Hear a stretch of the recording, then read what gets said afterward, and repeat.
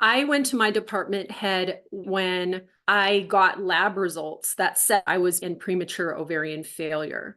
I was told, without knowing it was due to a pituitary tumor causing that amenorrhea, that it was likely stress-induced hypothalamic amenorrhea. And I went right over to the office and interrupted his day in tears and said, I cannot do this residency program anymore. I had so much self-hatred about this because you think, why can't I hack it? Why is this me? Why is everybody else doing fine? What is my problem? Why can't I do what everybody else is doing? Welcome, everyone. This is Dr. Moss from MedPsych Moss, and I'm so excited and honored to interview Dr. Dawn Baker, who is a physician, writer, speaker, and lifestyle design coach. She helps other physicians and professionals step off the treadmill of achievement, rediscover their true selves, and cultivate a practice of balance. She's the author of Lean Out, a professional women's guide to finding authentic work-life balance. Is also a certified yoga and meditation instructor who is passionate about off-grid living, homeschooling, fitness, and travel. Thank you so much for being here, Dr. Baker. Oh, thank you so much for having me on your podcast. I love that you're doing this show. Thank you. Something that I didn't see on the bio is your podcast. What is the name of your podcast so I can include that? Yeah, it's easy because it's similar to my book. It's Lean Out. That's the name of the podcast. So you just have to look for Lean Out with Dawn Baker. Love it. And we'll touch on that a bit later. But I wanted to put that in the bio now that we had just mentioned it. Going back, I would love to hear about your journey into medicine. Yeah, I actually was an engineer before I went into medicine. My young adult life was spent, like a lot of people in medicine, achieving and studying super hard. And I thought I wanted to be an engineer. And then I met my husband and we started rock climbing. And this changed my perspective on life. I met people that were doing jobs in a more free way. They were able to travel. And I didn't see that as something I could do as an engineer. Engineering really pegs you to be in a specific geographic place. So I studied chemical engineering, and you end up going into biotech or petrochemicals. And so that means you're going to live in Texas or you're going to live in California, pretty much. It really pegs you geographically. At my core, early on, I wanted freedom in my life, whatever that means. Financial freedom, location freedom, time freedom. I traveled a lot for rock climbing, and it changed what I wanted to do with my life. We were on a trip one time in Nepal and Thailand, and I decided that I wanted to do something more service-oriented. But I had no role models in medicine at all. Like, I had no family members that had gone into medicine. I had no friends of my parents that were doctors or anything like that. When I told my parents I was going to medical school, they thought I was strange. I worked as an engineer for a few years, and then I didn't have too many things to do to make up and get into medical school. Ended up going to medical school, and I really loved it. I thrived on the new learning. I loved learning new things. I really loved the wards. It was hard to get used to the test taking. It was different than engineering. Then I went to residency. And in residency, things started to change a little bit. I started to experience what I considered to be burnout. And at the time, this is maybe late 2000s, around 2010, people were just starting to talk about burnout. It wasn't a thing that was even really mentioned. Work-hour restrictions had just come on the board a few years before that. I felt an anhedonic depression. I felt like it was very difficult for me to get out of bed in the morning. I was having sleep disturbance. I was gaining weight. I had a lot of non-specific symptoms. And because I was a non-traditional student, a little bit older, and at the same time was married, decided that we probably wanted to start a family, but I hadn't had a period in over a year. And it was something I was ignoring. I was thinking like, oh, it's just stress. All of these things that I was experiencing seemed to be something that you could chalk up to stress and burnout. At the same time, I was having difficulty. I'm an anesthesiologist, so a very procedure-heavy specialty. I was having difficulty performing some of the procedures that we have to learn, specifically things that involve using an ultrasound and then guiding a needle based on where the ultrasound image is. Some of my attendings were like, what is wrong with you? Why do you not get this? Why are you having problems? I started to have some interpersonal strife with people at work. Long story short, I went on a diagnostic odyssey. It involved taking FMLA time. It was ultimately culminated in a diagnosis of a very large pituitary tumor, and it needed to be removed immediately. It was causing compression of my optic nerve and profound vision loss, which I personally hadn't even recognized. So I underwent surgery in 2000 and under the care of people that were supervising me in my residency program, and had a convalescent period, a little bit more time off, and then finished my residency and became an anesthesiologist. Oh my goodness, what a journey. And thank you so much for sharing the realities and the ups and downs that you experienced. And I'm so sorry that it went so long for a diagnosis. I'm Really sorry sad. too, because it was really, some of it was my own doing. I was ignoring my symptoms. I was trying to be everything to everyone.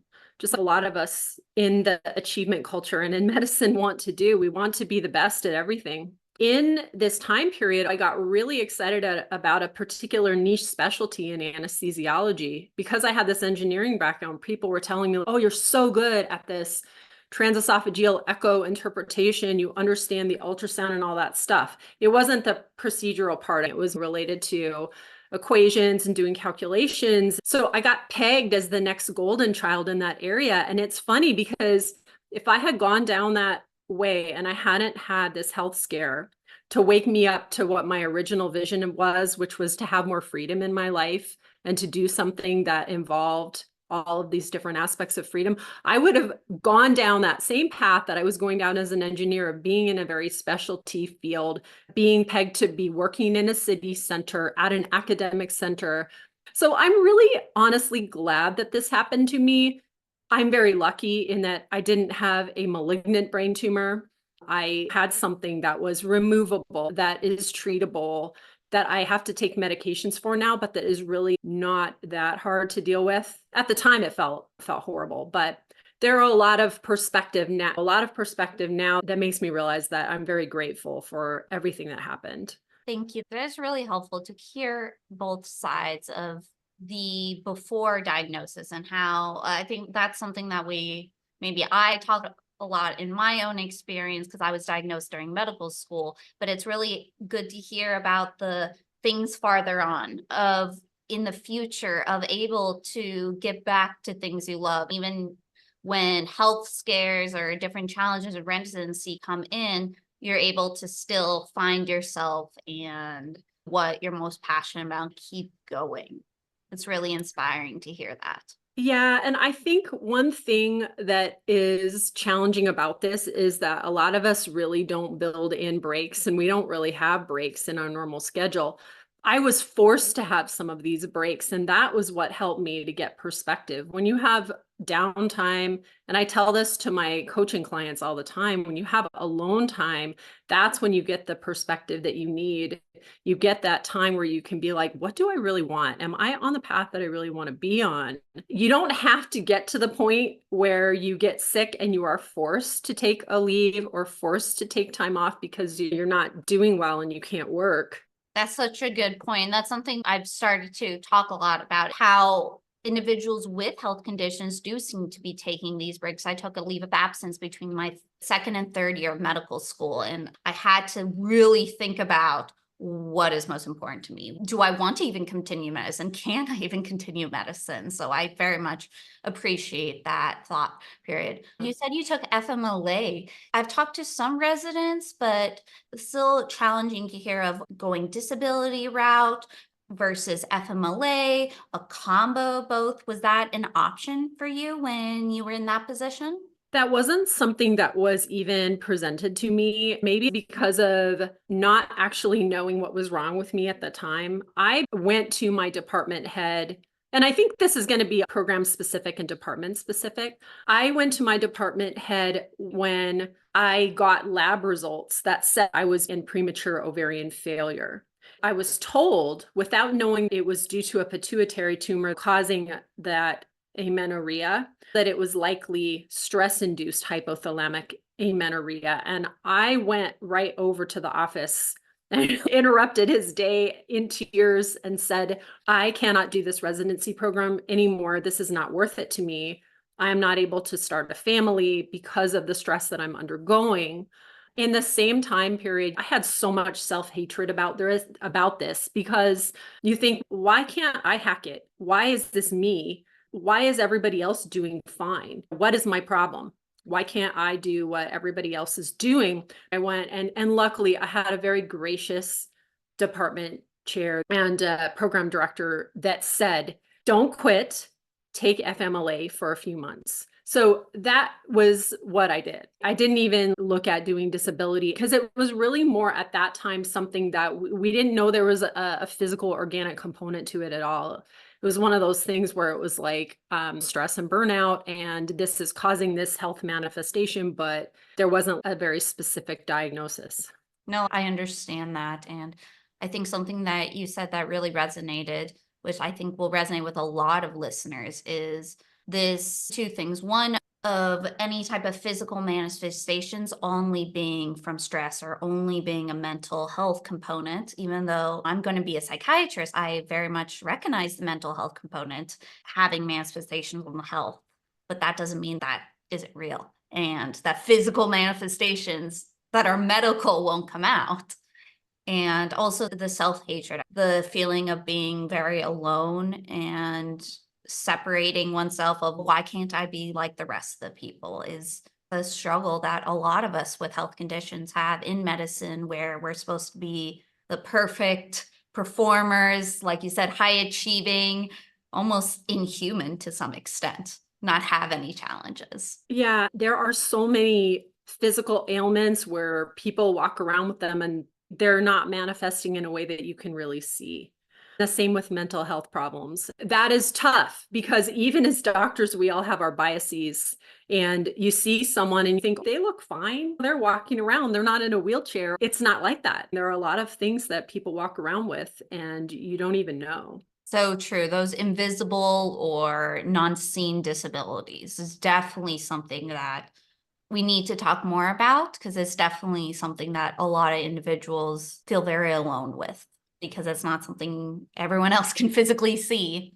Right. You spoke a lot about your challenges in residency. What about when you got out of residency and moved on to attending? How did your medicine career change, or how did that go for you? Yeah. So when I had my diagnosis and a prolonged period of convalescence after that, I really had time to think about what I really want. On the promptings of my husband, he was like, please don't do a fellowship. Just get done with residency. Before I was even diagnosed, I was like, I think I want to quit. I think I am done. And he would be like, you only have another year, or you only have this much. Just get that certificate, and then you can figure out what you want to do. And I think that was good advice. The thing that I realized as I had my time to myself was that I had forgotten my original vision, which was that I wanted to have that time freedom, that location freedom. I decided in that period that I wasn't going to do a fellowship. I was going to get finished and find a job. I would try to find a part-time job. I always wanted work-life balance. I always cared about doing my personal things, my rock climbing, my travel, whatever else. I wanted to have a family, but I was open to lots of different possibilities. And so I basically took it one step at a time. It was, let's take a 6-month chunk and just work there. And so it was like, all right, let's get healthy and then finish my last 6 months of residency without having any medical issues. Let's survive that. I did start looking for jobs, but it wasn't like I wasn't trying too hard. I was trying to be gentle on myself. I actually, ironically, ended up working at the same institution where I trained.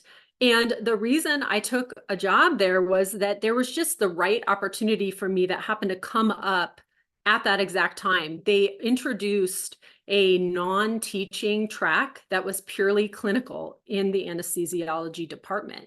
I took that job and milked that job for all it could be for 10 years. And it was perfect for me. I was in a familiar place, I had the acuity of patients that I was used to and that I liked, but I also I could focus on just clinical work. I didn't have to have all of the roles of an academician. I did not have to do research. I only taught sometimes when they needed an extra person. I did not have to take call. I never went out and said, I'm not going to take call, but it is hard for me to take call because I have hypopituitarism. In the middle of the night was the time when I would need to maybe take extra steroids if I was awake all night. Normally, when I sleep, I'm fine, but you just have to worry about fainting, your blood pressure staying stable, and your blood sugar staying stable. So I take medications every day, basically, of my life since I've had this procedure. But that doesn't mean I can't do call. It's just that this job opportunity came up that didn't have call. And I was like, this is perfect for me. 3 days a week, they guaranteed me a schedule. But I was super reticent to take the job because of my relationship or my reputation in the department. An attending that I felt was a mentor, someone I trusted, I disclosed this to that person. And I said, everybody thinks I'm the sick person, the one who had this problem. I'm the black sheep that was in this residency class or whatever. And he was like, you're going to be an attending. You're not going to work with the other attendings. You're going to be in your own room, taking care of your own patients. They have nothing to do with your practice anymore. They're in the same department, but he was like, you're just working parallel with them. And this is not the same with every single specialty, but with anesthesiology, we work by ourselves. I was like, oh, yeah, I didn't think about that. I was still in that residency mode and med school mode of what does everybody think of me and what are my evaluations going to be? But you get out and you're an attending, no one's evaluating you. No other department people are evaluating you. Maybe one, but you might have a faculty mentor or something like that. So that was what I started to do. And I will also mention, just since we talk about being a patient and disability and things like that, that I then, in order to start the family that I had dreamed of, I then became a patient again as an attending, became an infertility patient. And so that started the whole being a doctor as a patient cycle again.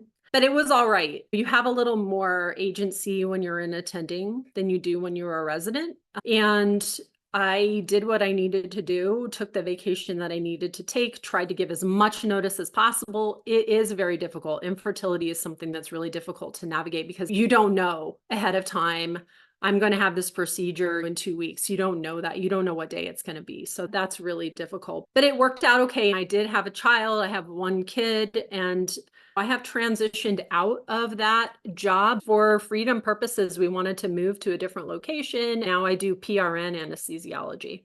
Wow, that's incredible. Thank you so much for sharing that. And I very much resonate with the infertility. Is something that I talk a lot about on the first couple of episodes that I did, because I also went through infertility with my diagnosis. I had to do IVF to freeze embryos and all that. It's something that we've talked about before, just how difficult it is to do those procedures when things come up. You have to go into an ultrasound randomly or get some more meds or blood draws. It's not as flexible, especially if you're working as a physician. It's really hard. I'm glad you brought that up. One of the doctors, Dr. Marshall, she's the head of the infertility AMWA awareness, and we found that 1 in 4 women physicians have infertility. It's a lot, not just with known health conditions, but just with all that happens in medicine, all the stress, like you said, the older age, there's so many factors. So this is a conversation that we definitely need to have more, is just this reality that can happen to a lot of us. Yes, I know who you're talking about, Ariane. Yes. Started going down the rabbit hole of looking at these statistics as well. And I'm glad you brought this up because you and I had very particularly defined medical issues for having infertility. And that almost makes it a little bit easier mentally to understand. There are so many people who have unexplained fertility or multifactorial fertility, and it's not something that many people know about, but that women in high octane professions like medicine, and then it's becoming more known in law. There's more data in medicine that it's more than double the rate of the general population. And there are multiple different factors. We don't even really know all of the factors yet. There's not enough research on that. And my book, Lean Out, is one of the only books that addresses this issue. I talk about it because I talk about how the achievement culture is costing women professionals, but also men, their health, sanity, and fertility.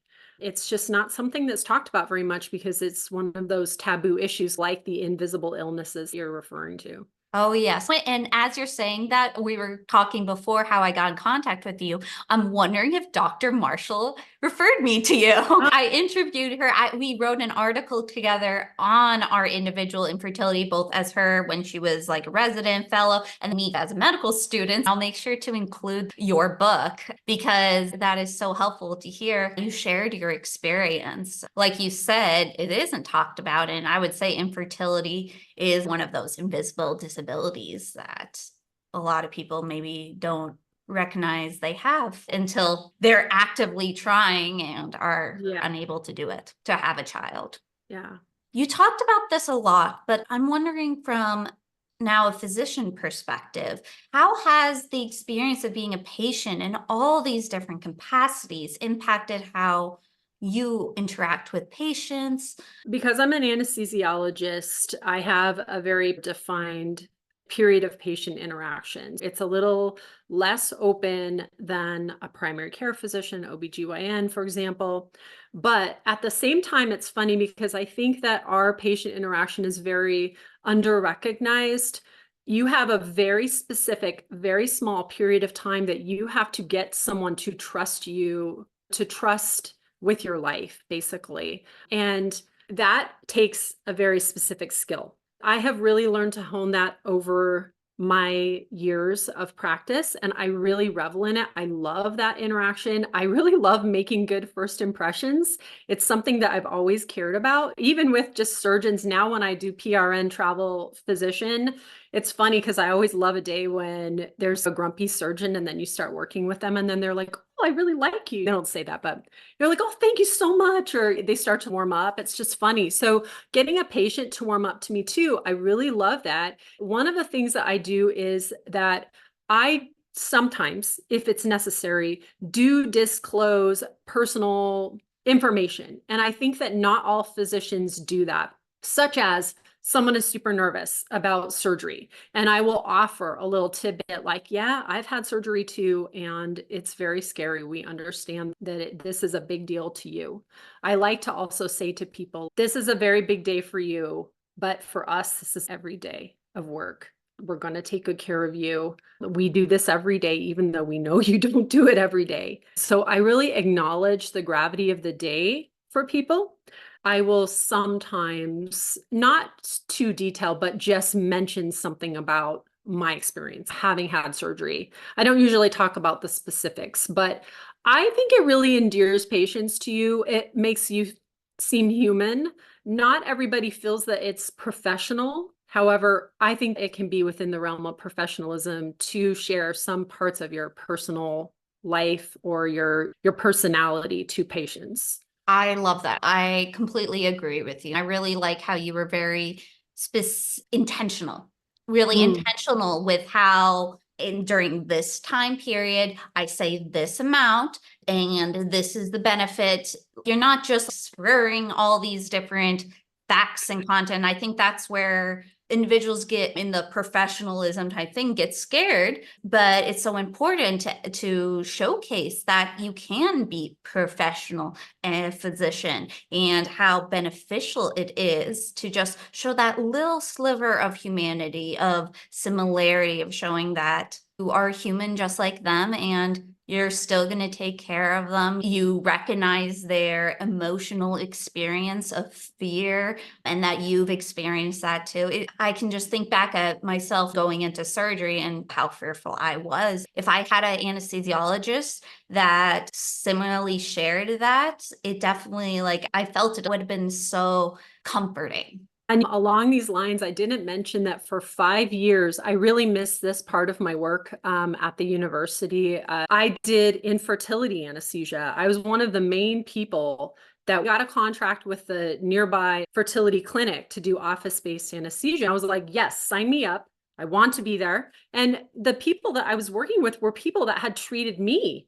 And they all knew me. I was their favorite anesthesiologist when I would come. I would go as much as possible. I would get up at 5 in the morning to do this before the OR because it meant that much to me. They would do them because the other BGYNs, sometimes they would have OR days or they would have full clinic days. So they would do the procedure starting at 6 in the morning. And I loved it so much. I always would tell the women that were getting their egg retrievals, I had this done. And I have a picture of my child and I would show it to them. I would say, look, this is what I got. This is going to happen for you. People would cry. I would cry with them. I just think it was good for me, but it was also good for them because I could turn around my experience and help other people. So I had forgotten about that experience. It's been a few years since I did that. I do miss that quite a bit. Oh, I'm tearing up just thinking about that. And I'm so glad you had that opportunity. I'm sure Me that too. was so meaningful for both you and the patient. How amazing experience, I'm sure. What are your thoughts on going? I know that you've moved a little bit away from academic medicine, but even in non-academic medicine, what are your thoughts on really emphasizing humanism and breaking stereotypes in medicine? My thoughts are that I welcome it. I think it's wonderful. We need to build more into our academic programs, but just in general, our culture of medicine, flexibility, and humanity. For example, infertility, unseen illnesses, mental illness are just like someone who gets a cancer diagnosis. And if your colleague or your student or your resident gets that diagnosis, what are you going to do? Be like, sorry, you're out of the program, or you got to take a year off and then come back and repeat everything. You're going to work with that person. There is such a range of things that people are experiencing nowadays, especially in modern society. We've got this modern society and people are getting sickness and autoimmunity and infertility that we can't fully understand, but we need to embrace. I think that it's very important that program directors and medical school faculty need to be addressing and thinking about this when we're going through and we're trying to instill that culture in our students as they come up and train. I love that flexibility and emphasizing humanity. As we start to close off, I know that you're also a life coach. I would love to hear any final pearls of wisdom or advice you provide to other individuals, especially health professionals who are living with health conditions. I definitely feel like whether you have a health condition or you don't have a health condition, you don't have to wait for a catastrophe to take stock of your own personal values and learn more about yourself. In the limited time we have in our busy schedules, you can still find time to do this. I was even just coaching someone yesterday about using their commute to have mindfulness exercises and not just talk on the phone or listen to music or listen to the news, which is even worse. I was like, hey, you can do these breathing exercises, or you can just sit in silence. If your commute's 45 minutes, even just try 10 minutes of it and see what you can do. Spending time by ourselves, thinking about the things that you used to do before medicine or the interests that you have, the values that you have, remember those things is really key for your success as a doctor, but then later as all of the roles that you lead, your personal roles, your spouse, your parent, leader in a community. Spend that time to remember those things. In my book, I have a lot of exercises for people that are very simple to do. So if you look in there, you can find in the second half of the book lots of exercises throughout the book, but there is a lot of information in the second half that really applies to men and women, people who have pre-existing health issues and people who do not, to learn how to be authentic in your work-life balance and figure out what you really want. That is wonderful. Thank you so much. I'll make sure to include the book. And I'm wondering, have you created an audiobook yet? I've been getting into those, especially as I have an hour commute to residency. You have created one? Yeah, so it's available in paperback on Amazon right now. It's print on demand. Paperback, Kindle, or audiobook is there. It took me a while to record the audiobook. I Oh, had to yes. really sit down and figure that out. I ended up having to hire somebody to help me make it sound good, but it's there. You can get it any way that you want. You can hear inspirational stories. Some are originally from the book in the very first episodes, and more interviews with women professionals. I even have interviewed one man so far on my podcast, Lean Out. Thank you. I'll make sure to also include that podcast as we're talking about being able to connect with you and learn more from you. Do you have any other resources or ways that individuals can connect with you if they want? Oh, yeah, of course. So I have a website that has long-standing blog posts. I started blogging when I was at the end of residency and experienced this health crisis. There are 10 plus years of blog posts on my website and other resources, information about my book and my podcast.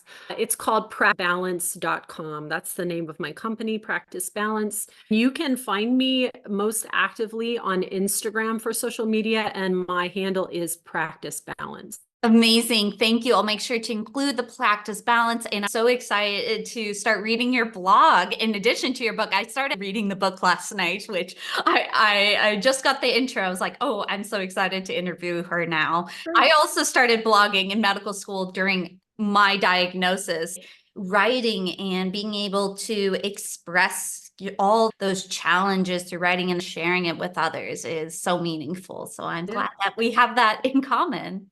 Hopefully someday you'll write a book as well. It's a really great experience. I loved it. That's definitely my dream right now. Working hard to only do one project at a time, because my problem is I start doing this and this and this. So I'm like, okay, before medical school, before residency, podcast only. Even though I start a little bit writing my book, I'm like, no, podcast, one thing at a time. You have time. Yes, thank you. Yes, there is time in the future. Thank you, Dr. Baker. It was wonderful speaking with you today. And thank you to everyone who is listening. I like to always let everyone know that you are not alone in your experience. I hope that these podcast episodes really are a form of inspiration to know that individuals can struggle with invisible disabilities or just life and able to come back from them, able to keep going while living with these challenges and even achieve their dream and